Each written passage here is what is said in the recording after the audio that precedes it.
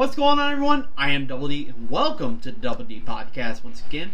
Always your host, Daniel DeForest, and here we are to the post-race news. So once again, I'm talking about the NASCAR Cup Series. They raced at Sonoma last Sunday, and Shane Van Gisbergen started on pole with Chase Briscoe in second, and the race would be underway, and Shane Van Gisbergen was uncontested for most of stage one. Nobody was able to battle him pretty much for most of the day. And then he decided to pit with 3 laps to go in stage 1. He pitted, and Ross Chastain decided to stay out, and he would win stage 1 to gather those stage points. Some of the drivers that weren't able to win the race at Sonoma decided to stay out and gather stage points, and that's what Ross Chastain did. But then we would have some teammate drama, as Ross Chastain, trying to be aggressive, trying to go for a pass, would accidentally spin out his teammate, Daniel Suarez. However, that wouldn't bring out a caution, and Kyle Larson would try to stay out to win the stage. I don't know about Kyle Larson. He just seemed awful this race. I expected him to maybe be in contention for the win because he's won there a couple of times, but he just didn't have the car. He was just not good today. And he was trying to stay out to win the stage, but Shane Van Gisbergen, just dominant, just took the lead away from Larson, and he would win stage 2. And then stage 3 would be underway. Whenever they'd have restarts, Chase Briscoe would try to challenge SVG, but he just could not get the power down, and he could not pass a hard-charging SVG that was determined to stay in the lead. But then later on in stage 3 and towards the back, not towards the back, but towards the front, Ryan Blaney made contact with Chris Buescher, and that would beach Ryan Blaney into the hills of Sonoma, and he could not drive his car anywhere else, so NASCAR had to throw the caution, and that ruined Ryan Blaney's day pretty much. But because of this caution, Michael McDowell and Spider Motorsports would try to throw some strategy in where they would make their last pit stop and not plan to pit at all during the rest of the race. And that would help them. That wouldn't help them get the win, but that actually helped them get a top 10 later on.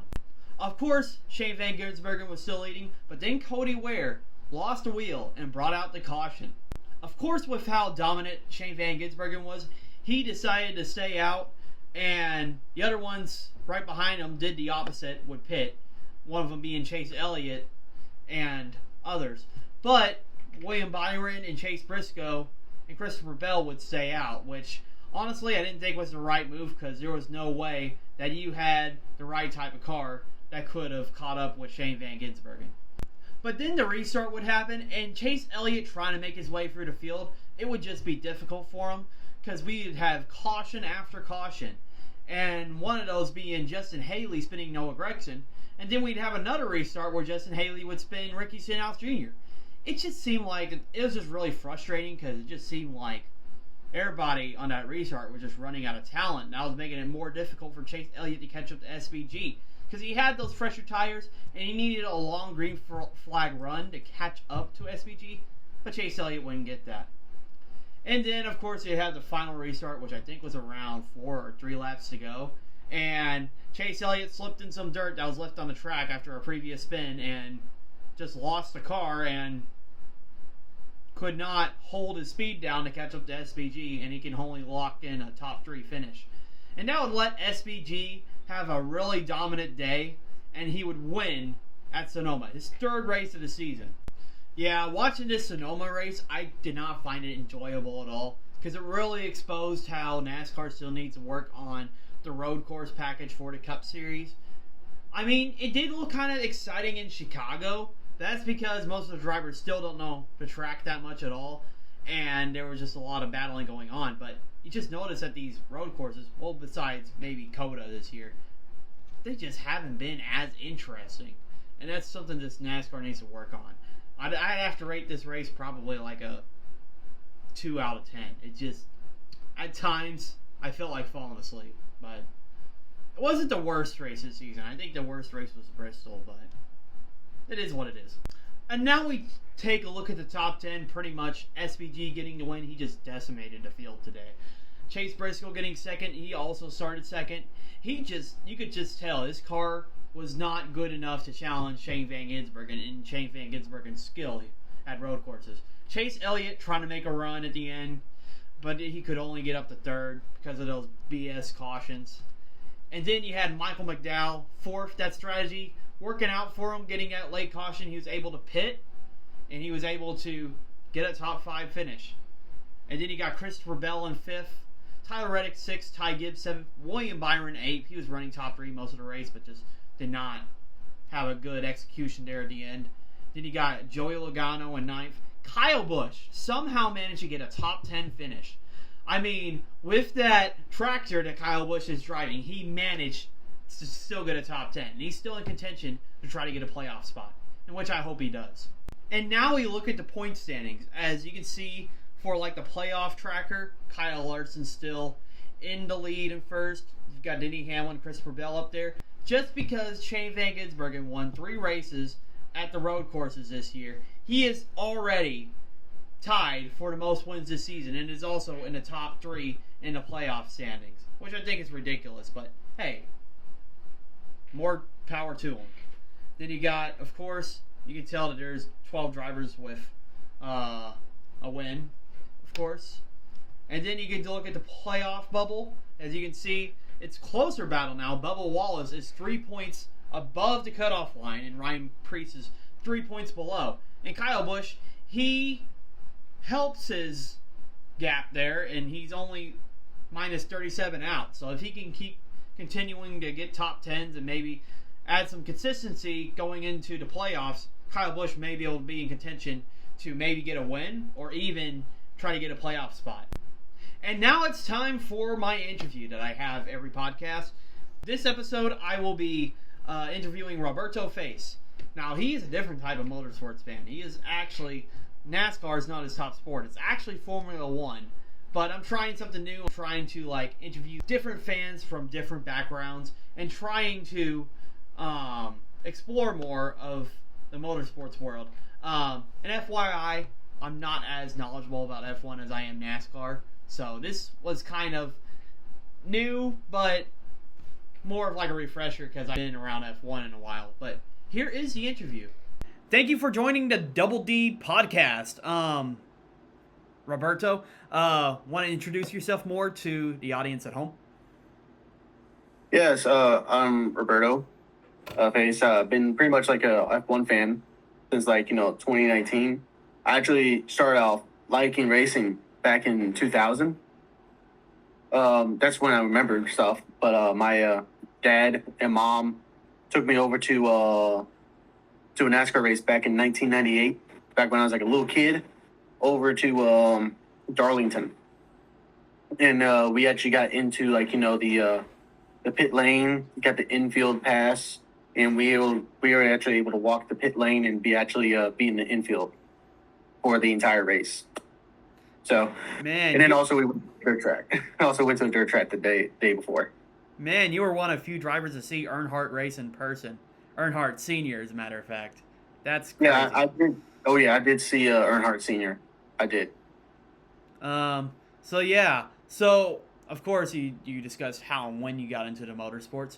And you just discussed you're an F1 fan, although the first race you went to was NASCAR. How did you get into F1? So it's going to be a little bit bad because I joined F1 in 2019 at Spa. And the first race I actually watched was not an F1 race, but an F2 race. Uh-oh. That's dark. Yeah, that race.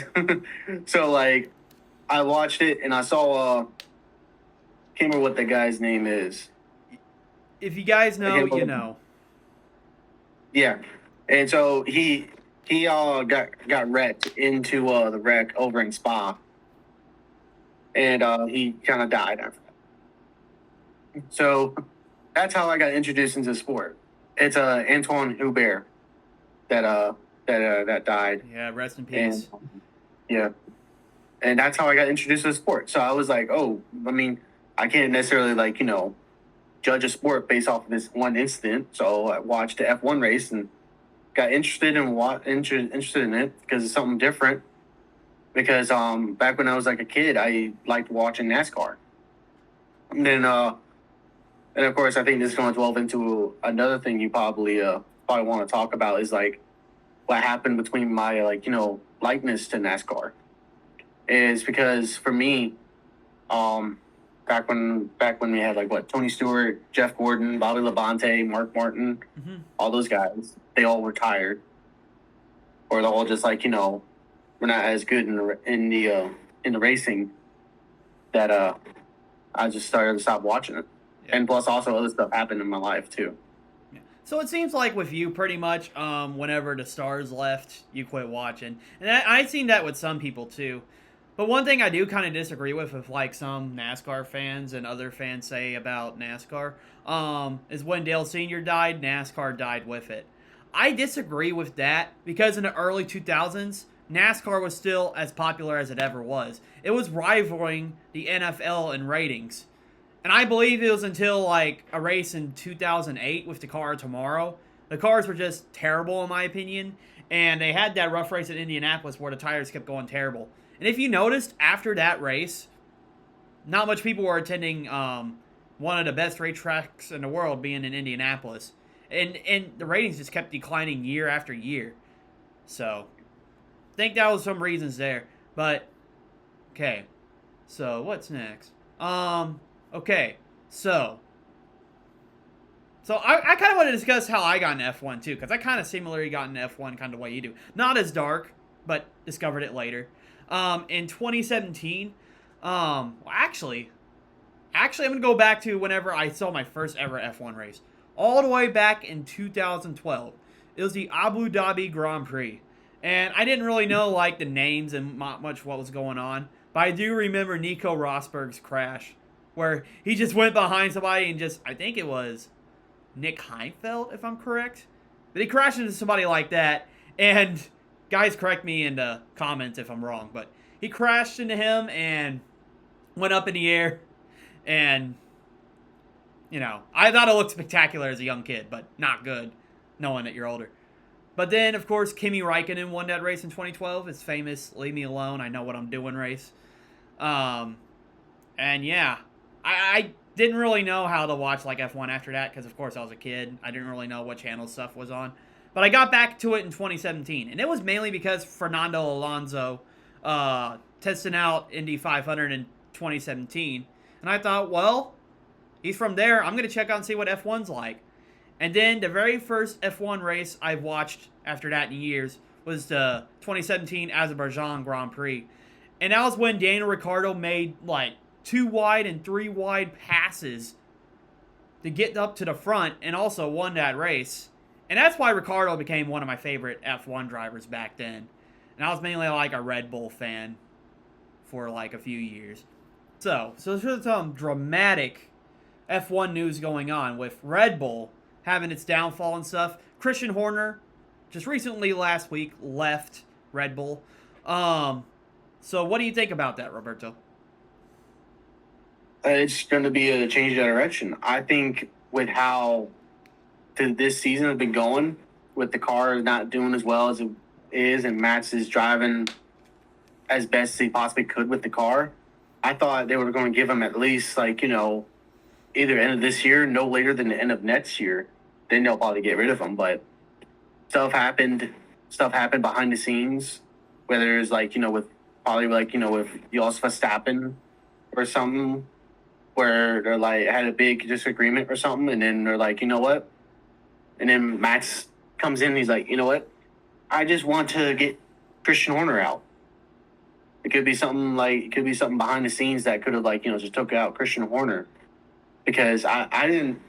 You don't necessarily take somebody out of the the top for 20 years unless it's some bad stage or there's a recent turn of bad results. It's not like this is a very bad car to drive. It's just only one person can drive it, and that's Max Verstappen. So, and if they can't produce a race winning car for Max Verstappen, then they're probably just gonna have to get rid of him, get rid of Christian Horner. Yeah, I mean, that's the crazy thing about that. I mean, with Christian Horner leaving Red Bull, that's the equivalent of Rick Hendrick resigning as the owner of Hendrick Motorsports, which is his own team, which Christian Horner helped built with Helmut Marko from 2005 whenever Red Bull bought, what was the name of the team? I think it was, who did they buy in 2005? I got it right here. They bought it from Jaguar Racing. Yeah, Jaguar Racing, that's correct. Because I remember it was like this green car. I just couldn't remember exactly what it was. Mm-hmm. I know Mark Webber and stuff used to drive, and of course he was one of their first drivers for that team. I think. It was actually David Coulthard and Christian Klein. Oh yeah, that's right. That's what it's... Coulthard and stuff. I have to edit that out because people are gonna roast me for that. But so yeah, big beginning for like that team and stuff. Okay, so yeah, that led to like the downfall of Red Bull there. But there's like a lot of other like top positions going different places in Red Bull. Like Helmut Marko could be up for leaving soon. What do you think is going to happen to him? And there's also been rumors that Sebastian Vettel is going to replace him. Do you think those are true? Or do you think what will happen to him overall? I honestly think if Sebastian Vettel does not replace Helmut Marko is not going to retire until unfortunately, like, he dies. So, like, I mean, I'm just saying. Ruling like a dictator there. And I know. I'm not saying Helmut Marko is going to retire. He's probably going to stay in that position forever. And only person that I think really logically that can take his position is Sebastian Vettel. So, and I do believe Sebastian Vettel will get back into the sport one way or another, either with being like, with Red Bull or with some other team. Yeah. I mean, that's crazy, like the star power that Vettel has. And, of course, who I'm going to talk about, too, Max Verstappen. So, of course, Max Verstappen won the last 4 F1 Drivers' Championships.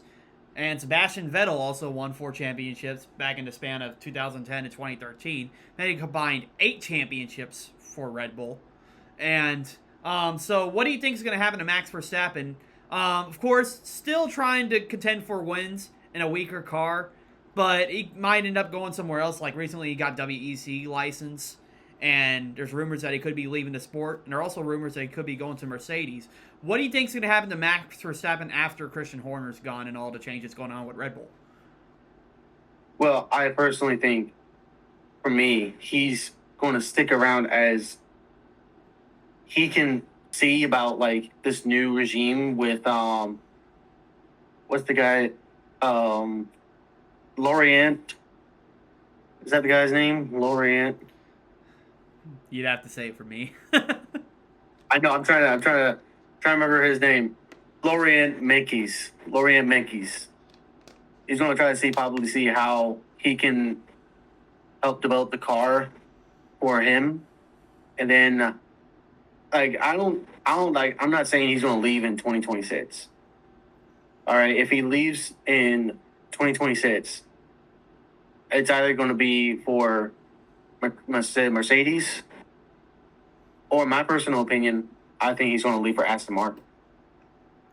Because there's one person over in Aston Martin that actually was developing a car for him to win races, and that was Adrian Newey. He's over in Aston Martin.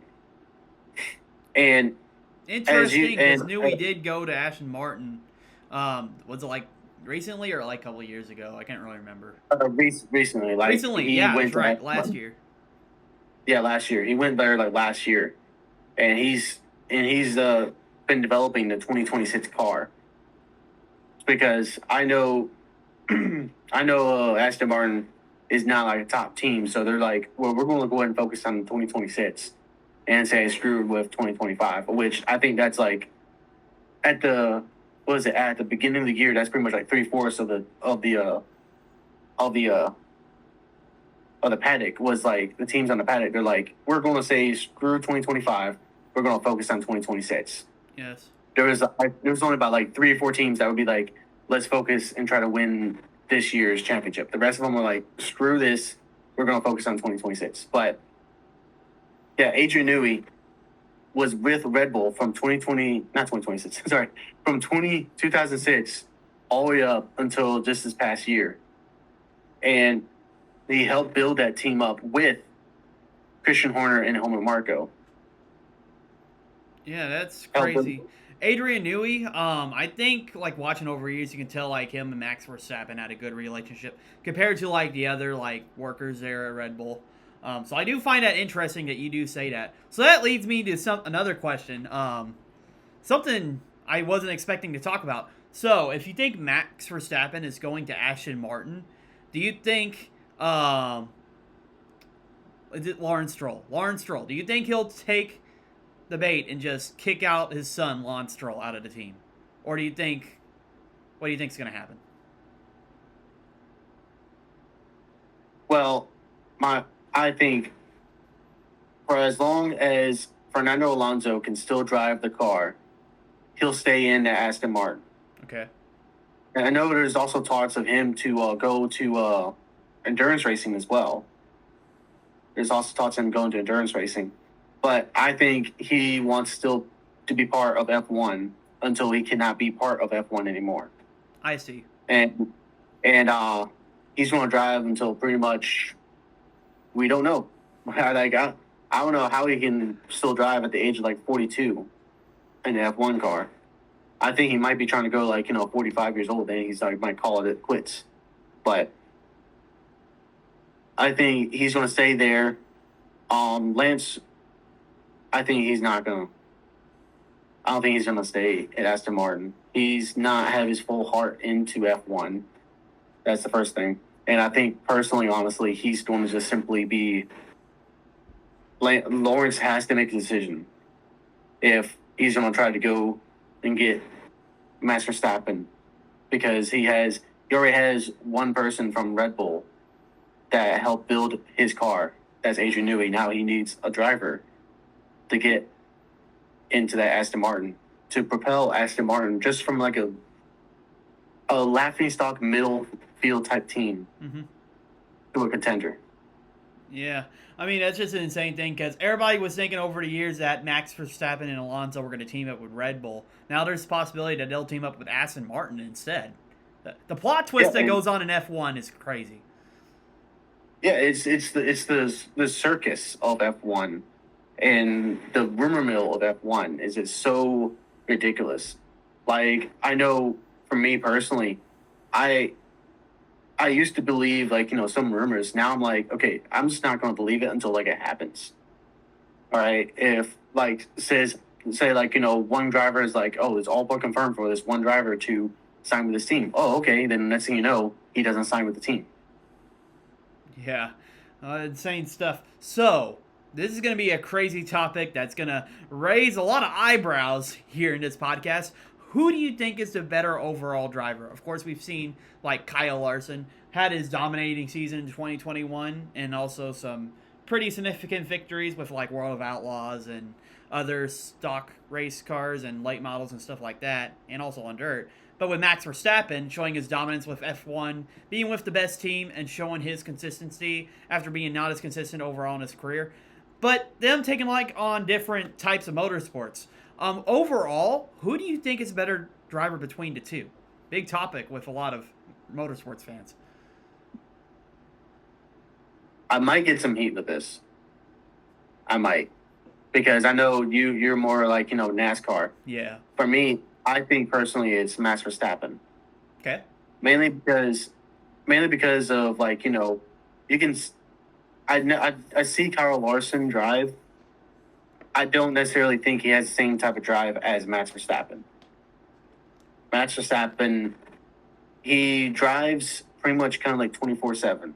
If he's not driving on a track, he's driving in a simulator. If he's not driving in a simulator, he's driving in iRacing. If he's not driving iRacing, he's driving his car down the road. So he's pretty much driving everything from 24/7. Where I don't know much about Kyle Larson. I know he's a good driver. I'm pretty much going based off what I know, and that is Max Verstappen. Now, I would say if you put Max Verstappen in NASCAR, then yeah, I will give Kyle Larson the advantage because That's what Kyle Larson does. But like if you put Kyle Larson and Max Verstappen in an equal type of car in a neutral car, not F1, not NASCAR, like a GT or maybe IndyCar or something like that. A rally stadium race, kind of like with Carl Edwards and Schumacher. Yeah, and just go ahead and just let them go head to head, and we'll see. And now for me, I'll simply say Max Verstappen. Yeah, that's an insane kind of footnote I want to talk about, like Carl Edwards beating Michael Schumacher. Now that's just a rally car. Like rally cars, in my opinion, they run similar to what the stock cars in NASCAR does. And Michael Schumacher back then might not have been as experienced in that type of car. So I think the only way we can settle the debate between Max Verstappen and Kyle Larson is if Max Verstappen does step his foot into some NASCAR races and we see how he can deal with actual racing in that type of sport. Where Kyle Larson, we've already seen him in a couple of races with IndyCar. I mean, he did have some bad luck to his defense, but he wrecked more times than he had success. And that's my opinion about that. So we just got to see how they can do in their opposite types of sports. And I think after that, we can see who's the winner after that. So that leads me to think that I think Max Verstappen at this point is better than Larson, but I think that's still to be determined. Yeah, I mean, like I said, I'm not disputing anything about Kyle Larson being a bad driver at all, because I think Kyle Larson is a good driver. I just going with based off what I know and what I've seen on just simply on I would say probably with Max Verstappen in NASCAR, he might not like the pack racing in NASCAR because he wants to get out in open air and open space, that way he can drive as fast as he possibly can. He doesn't like being behind people, as you can probably tell. Lewis from Hamilton. Oh yeah, just give him the best car and just let him drive. Yeah, I won't forget watching montage of Fernando Alonso's radio bites. I remember him saying, and it was Hamilton getting involved in a crash, or I think he involved Alonso in a crash or something. But Alonso was like, "Man, Lewis Hamilton only knows how to drive in the front."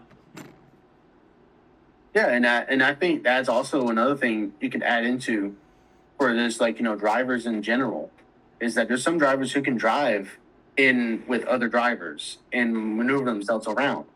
And there's other drivers who are just quick, but they cannot drive wheel to wheel. Yeah, that's a crazy thing about all those sports comparisons. Okay, so another new topic for F1. Well, not really new, but they started to develop. It was announced last year, and now they're developing this year. We still got to figure out who the two drivers will be for this new F1 team, but it's Cadillac. And I wonder what the team's going to be like. In my opinion, I think they'll be a backmarker team, but I think if you give them more years, they'll develop. What do you think about this new team in general? Roberto. Almost called you your gamer name. It's this new team is very exciting because as American fans, we want a team to be up front. Gene Haas has not put forth an effort to put the Haas team up to the front. Mm-hmm. And we've seen that multiple times in Drive to Survive. Gunther Steiner actually he's been straightforward and honest with us, even whenever he retired or got let go from Haas. Yeah. He said Gene doesn't give out money to support the team. So it's more likely Gene Haas just has Haas out there as just hey, we got a team out here, American team. Now with Cadillac coming into the fray, hopefully Gene will realize, I got to put more money into the F1 because we got another team that's American, and I think this team will be better than Gene Haas's team or Haas team, and within the first year. I think they're going to be no lower than 7th place. I don't see them going below 7th.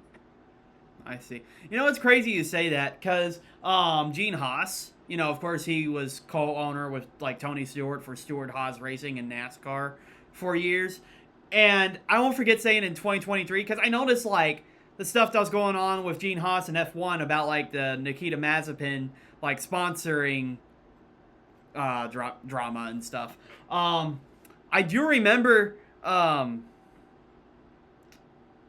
Okay, so yeah, of course, as I said about NASCAR in 2023, I predicted that Stewart Haas would shut down. Everybody looked at me like I was crazy, but I was just seeing like the financial drama that Gene Haas was having, like with F1 and like all the sports that he was dealing with. And then later on that year, of course, he announced that they were shutting down Stewart Haas, and Haas was only going to have like a one-car team in NASCAR for this year. So that happened, and of course, he's having struggles in F1, kind of like what you said. He's just pretty much having a team to be there. Yeah, and it's just like, I mean, I'm not like an owner. I'm just a fan. Yeah. But if I'm thinking like an owner, I would very much would like to have put forth an effort within either a year or two of me dumping money into the team to make the team better and to have good people arrive in there and to try to make the team become the top team in the sport. Not just like in motorsport, but like in any sport that matters fat. Why won't you just put forth money and effort into it? If you're not going to do that, then why have a team? Yeah, exactly. I mean, you could kind of see like the stuff with like Tony Stewart too. I mean, he was one to go into like more of like NHRA drag racing, which I think that's another topic for like another podcast. But I think that was another issue too of why like Stewart Haas and NASCAR was slowing down. And I don't think that affected Gene Haas at all on the F1 side, but I think it was just like a bunch of financial stuff going on that were issues there. Okay, yeah. So another F1 question. So McLaren, of course, they're showing their dominance. I think they won the Constructors' Championship last year, I believe. Yes. Yeah, they won a Constructors' Championship last year, and it looks like they're going to win it this year and a Drivers' Championship this year. But the real question is, do you think their success and their development will hold up for the new season next year with all like the regulations and new engine stuff going on for F1? Well, my personal opinion, this year after the British Grand Prix, it has shown that it's a two-driver fight for the championship. And it's very much shown that there's only one team that can run away with the constructors. So they're going to switch. They're probably going to switch from this year's development to next year's development. I would say they might lose some places. I don't think they're going to be number one. I think they'll be second or third. Okay. I think the team that probably will benefit this most is probably going to be in 2026. It's probably going to be Mercedes and Ferrari, because they're top three teams in the hunt, and they know I think right within immediately of the season started, they know they're not going to win the championship this year, so they focus all on next year. So I think McLaren is going to have a bit of a drop off. Not too much where I think they're still going to win races, because Lando Norris and Oscar Piastri is two good drivers. Mm-hmm. They're two good drivers. I still think they can win races. I just don't think they're going to win the championship in 2026. Yeah, I agree with you about that, because, I mean, I know this is history. Like, for example, Mercedes, that dominant run they had from 2014 to 2021, winning all those constructors. And, of course, whenever they switched to, the new car, they weren't the top team anymore. And I kind of see that same thing going on with McLaren. Of course, ironic thing, McLaren's having a Mercedes engine. Mm-hmm. So, okay. So, last question. This is a traditional question I always ask whoever's a motorsports fan of my podcast. What was your favorite diecast that you own? It could either be F1 or NASCAR or anything in particular. For me, there's two parts of it. It's two parts. Back when I was a kid, and then of course right now. Back when I was a kid, I had my two favorite diecasts was Tony Stewart and Bobby Labonte. I have those two diecasts. Don't remember where they're at. They're probably still like hidden because I do have like this little box of like all my little toys, and I have to like rummage around through that in order to find it. And then of course, right now I have Mercedes F1 diecast where it has all their constructor championships winning cars from 2014 all the way up to 2021. Nice. I mean, I this is not really a diecast, but mind you, I got a flex. So, I got the Ayrton Senna McLaren set. So yeah, of course, reading the history about Ayrton Senna, really meaningful to me and stuff, like how he, of how like the heart he had in racing and how aggressive he would be on the track and how he would show an example for drivers today. And unfortunate that we lost him in 1994, but I like watching like the movies and like documentaries and like reading the stories about him. It's pretty amazing. But yeah, so nice that you shared that, Roberto. And I thought this was like great conversation with you. I hope I'd be able to have you on another podcast sometime, discuss more about F1 or even NASCAR when you watch it more. So. Yeah, it's very nice to just talk about some sports and just get stuck in about some things that that probably you probably don't know, or even when I don't know anything about some stuff. So yeah, I mean, it's all great and fun and knowledge just being shared. FYI, guys, I'm still learning more about other motorsports, but I'm gonna try my best, to go over those topics that are pretty big in the motorsports world. But yeah, thanks for being on, Roberto. Yeah, thank you for having me. All right, you have a nice night. Yeah, you too.